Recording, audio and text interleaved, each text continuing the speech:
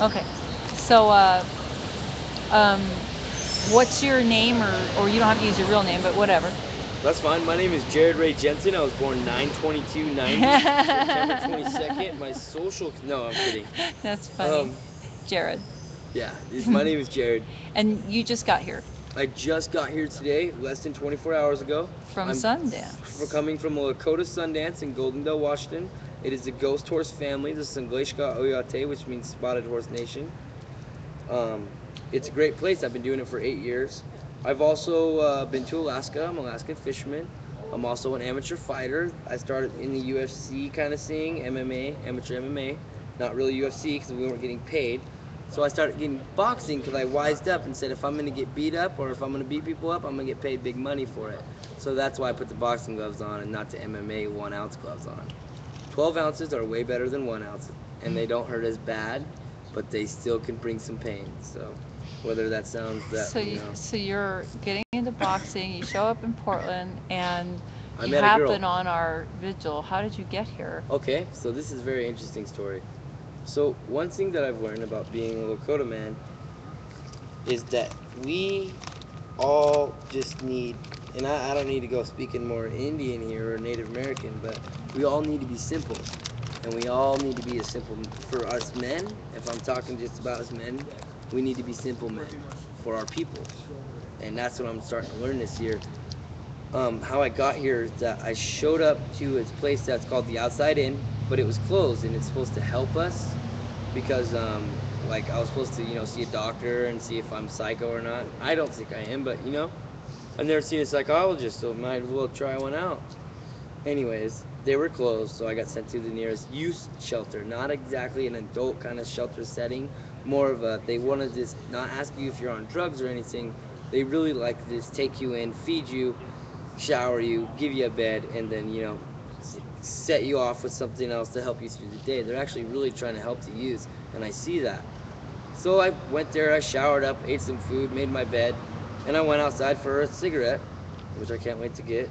And I saw this young woman.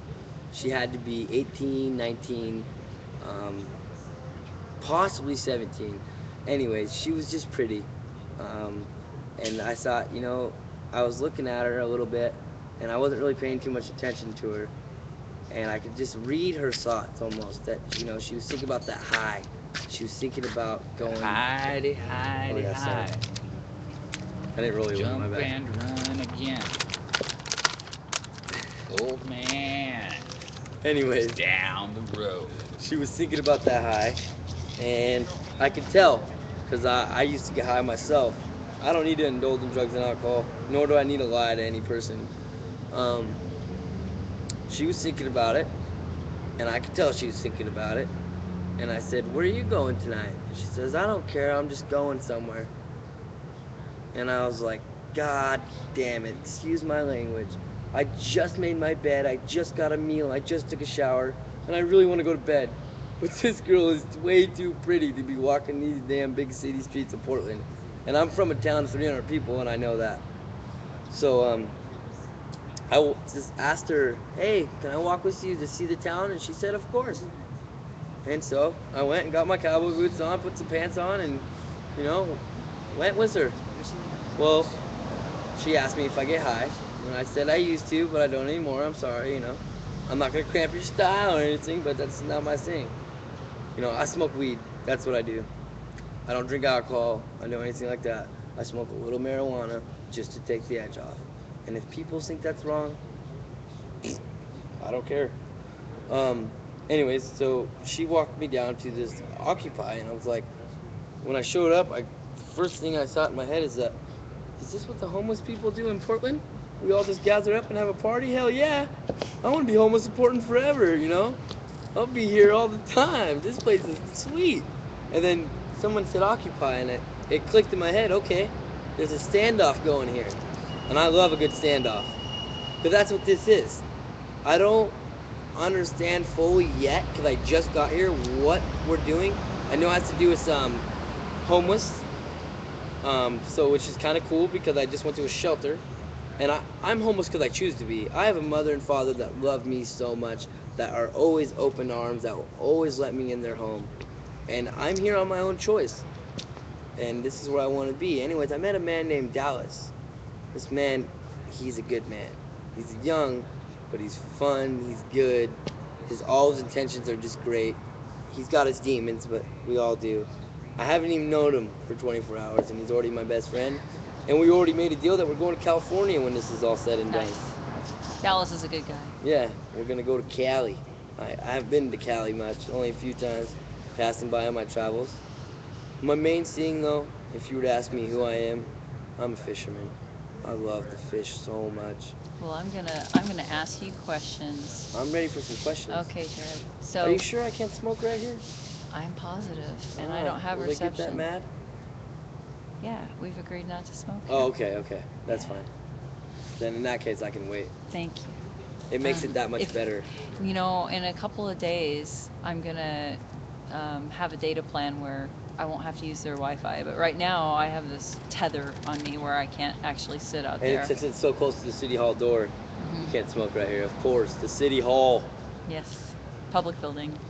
Yeah, And I've had judges tell me, Jared, you're such a good kid, man, but you're so wild. We're putting you in jail. And I'm sorry. I've literally had judges tell me that. Are you going to be wild here? No. Are you going to be... No, because I've already almost gotten in a fight tonight, and me and Dallas both we're the better man. This drunken man tried to fight me and Dallas tonight. I'm not even going to get into the story why. We asked him for a cigarette. He was just being a jerk. We could have hurt that man. I'm a trained weapon. I know I can hurt people, but I don't need to. Oh, boy, here we go. Anyways, we walked off. Yeah, I know. Ego, here it comes. Here comes some testosterone coming right at you. Weapon. But we walked away, and, we didn't even say anything back to the man. We just said, I killed him with kindness. That's the best weapon of all.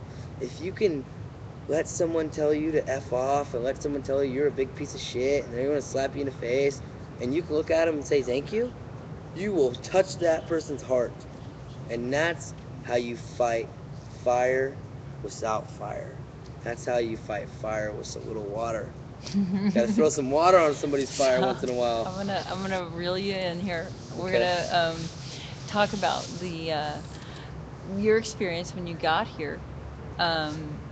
Did people come and tell you what we were protesting, what we were demonstrating?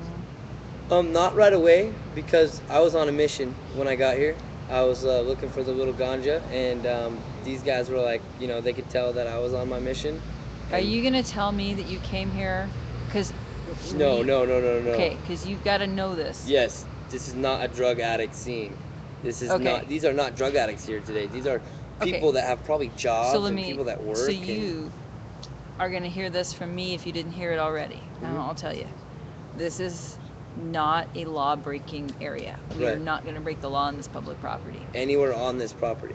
This sidewalk going around this protest, the reason Occupy Portland has community norms, one of them is we don't break the law in public space. People are not going to get, if a person has a tent or a home or whatever, we're not going to get in their business. That's what we decided at camp, when the community norms. But in public space, outside of those tents or whatever, and we don't control what the law enforcement does. There's cameras everywhere. There's security. We're in the light for safety, and with safety comes that responsibility. So you know that especially as a new person, if I were to see somebody doing any of that, you would have to turn us in. I wouldn't turn you in. Oh. I would encourage you to find another location. Oh, okay. I would gently encouraging you. Turning us in. I would expect you to turn us in, because we're jeopardizing your cause. Well, some people would feel that way, but most of us, I don't think. I'm here to tell you that I came. I'm going to be very honest with you. I'm a very honest man. Like that. RRS is respect, responsibility, and silence, and that's what I have to live by. Silence is a very powerful thing. If you can be quiet for more than 10 hours, 12 hours a day, you'll learn a lot more than you think. And you'll be able to do a lot more of them. Because your brain is the most powerful thing, and it also is your worst enemy. But I just had a really bad day. I got in a few little scuffles. I understand. I was looking. This is Portland. I'm not traveling around. I'm not looking positive. for that. I'm not on a crack binge. I'm not doing that. I'm actually kind of hungry. I'm getting ready to get in my nice warm bed. And then when I wake up, I'm going to go eat some food. I'm going to go talk to a doctor. I'm going to go do some footwork about preparing my life because I've never been homeless. I am choosing to be homeless so I can see how the system is, so I can see why these people are occupying it. So I want to be there. I kind of want to. I can't find any words for it right now. I'm a little droopy. Sounds like you're investigating. I'm investigating. I've got pamphlets right here, both of them, by the way. Which one? I got them both. Both. Yeah, both of them. It's a sandwich bag, by the way. I'm serious. It You're really afraid is. of me now because I gave you the top. orientation. No, I'm glad you did because no one else did. Okay. Well, you'll be hearing it more. Oh, Cameron! Yay! And then I have this one. This one I like. It says, I like the first thing. It says, recall Councilman Nick Fish. Oh, okay. This is Mike's. I haven't even Nick seen this yet. Fish. Me being an avid Okay. fisherman, I love that. Nick the Fish. So, Hey, you big fish. Where'd my cigarette go?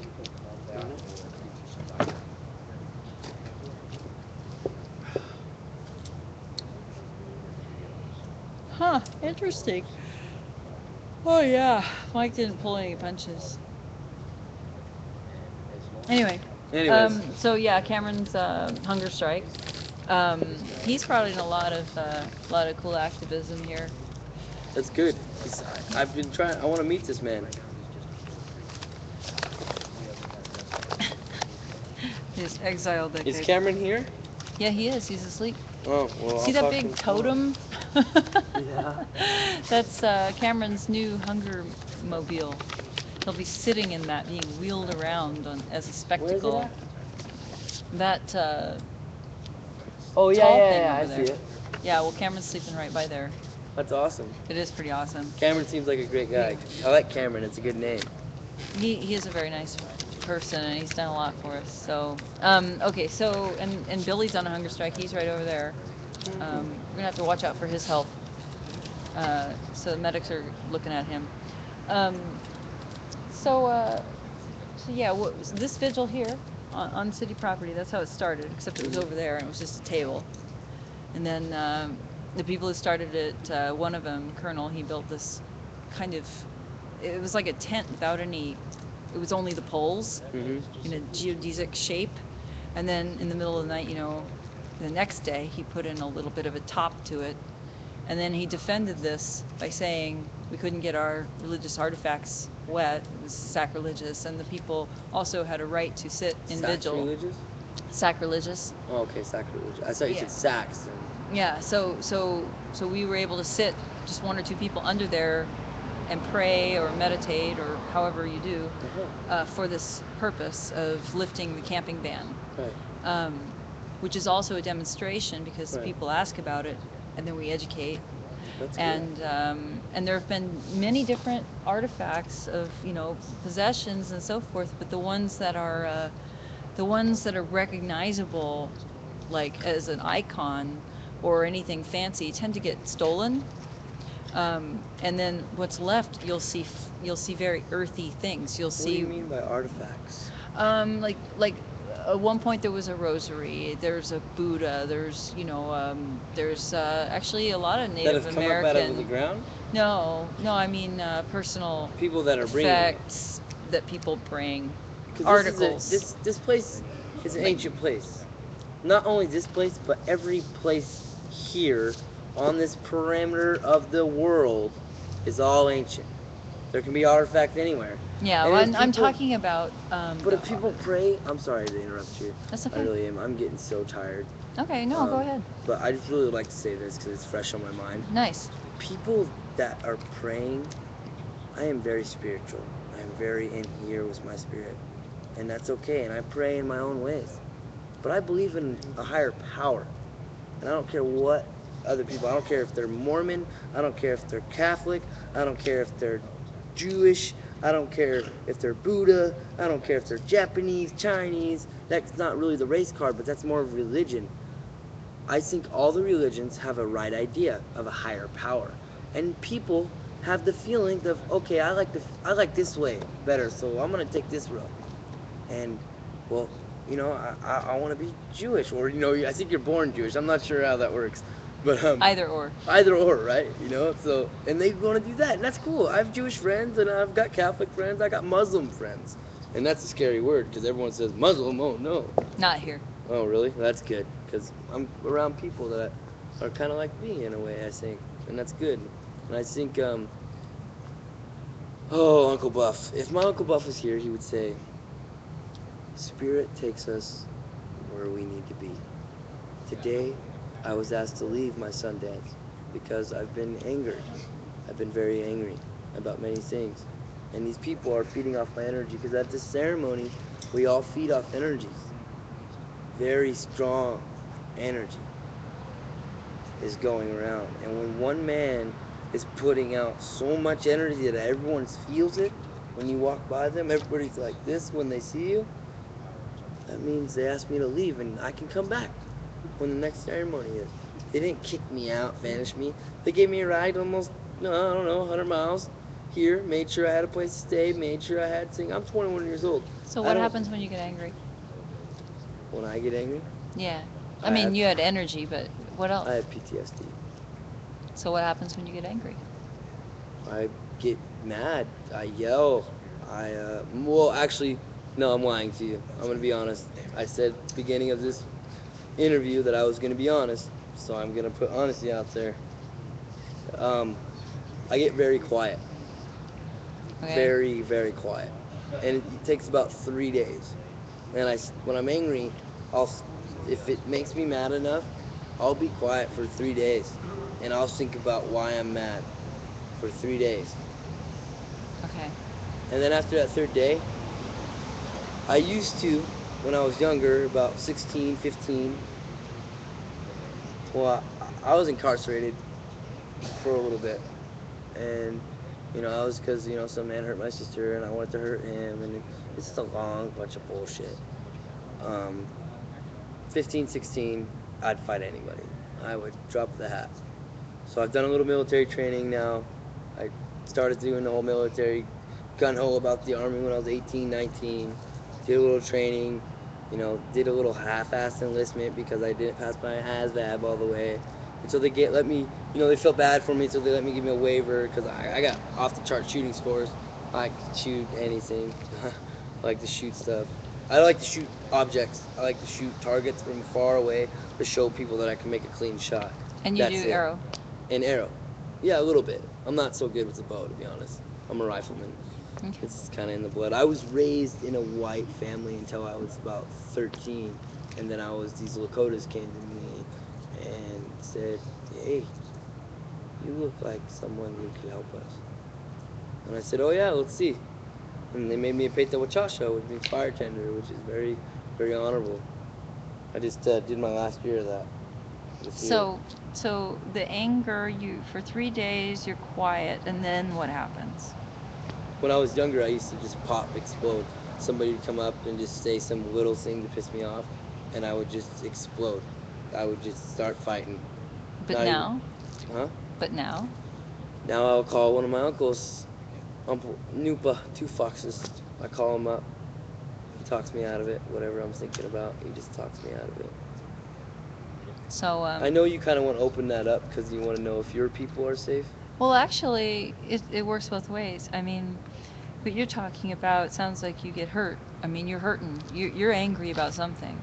So if your friends are seeing you, suddenly be quiet. I use that as an excuse, a scapegoat. If they see you being quiet for 3 days, people are gonna say, Jared, what's up? Yeah.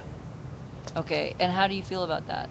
I just be like, I'm pissed, and I can't really tell you how I would feel. It just depends on how mad I really am. I mean, it takes a lot to really get me mad. I mean, you got to do something really serious. I don't get angry over stupid stuff. I mean, a woman could run up right now and smack me in the face, and I'd probably laugh. Most men cannot say that. Well, we have drama take place here. It's a hard condition, so Cool. people get grumpy. If a police officer comes up to me right now during this video and he kicks over this thing and he pushes this lady out of her chair, I'm gonna fight that police officer. Tooth and nail. I'm gonna put my hat on backwards and I'm gonna start headbutting. I don't care. If any man disrespects a woman in front of me, I'm fighting him. That's how my daddy raised me. Whether you're a police officer, whether you're a judge, whether you anybody. Okay, so you're talking about some police officer just hauling off and Yeah, just assaulting right now, some woman. randomly. But if we were at a demonstration and the police are coming at us with The guards, the shields. clubs, but they're not hitting, are you going to attack or? No, I'm gonna see what Dallas does. Yeah? Because he's my brother here. So you're taking his lead because he's been around here. Yeah, so I'm just gonna stand back, be quiet, use that silent power that I have. Be silent, listen with my ears and my eyes, see what Dallas is doing. If Dallas says it's time to fight, I think it's time to fight. And Dallas will know when it's time to fight. He's only 19, but I think he has more of a mentality than I do at sometimes. Because today, we went and had some fun. We ran on these docks at 1 o'clock in the morning, screaming like banshees, waking everybody up, and it was awesome. No, we weren't screaming Occupy. No, we weren't screaming. We were just screaming, ah! Running down the docks He's like goofy. kids. I like Dallas. We were like childs, like 5-year-olds running down the docks. And it was great. To be 21 and to be able to find your inner child is one of the most powerful healing things. People at my land, of the nation, they love to say that the most powerful medicine is laughter. The more we laugh, the more medicine we're sharing with everyone else. They call laughter medicine. Yeah. My Uncle Buck used to say, he's gone too, and he was our leader.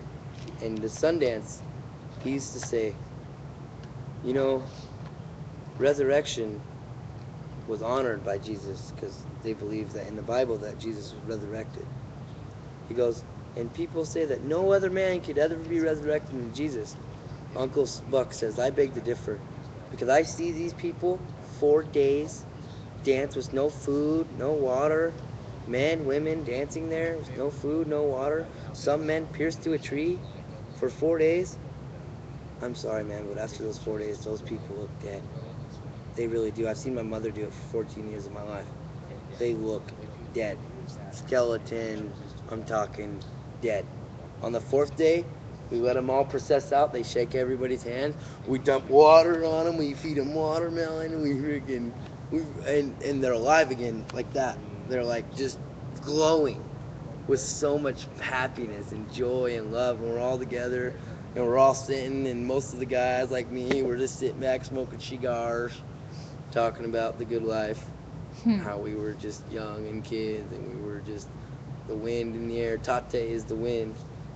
And that's what controls my life, is the wind nowadays. I used to be structured. I used to do everything by, oh, I gotta get up, I gotta go to work, I gotta comb my hair, I gotta make sure my laundry's done. Now I don't know where half my laundry is. I don't barely have any hair left.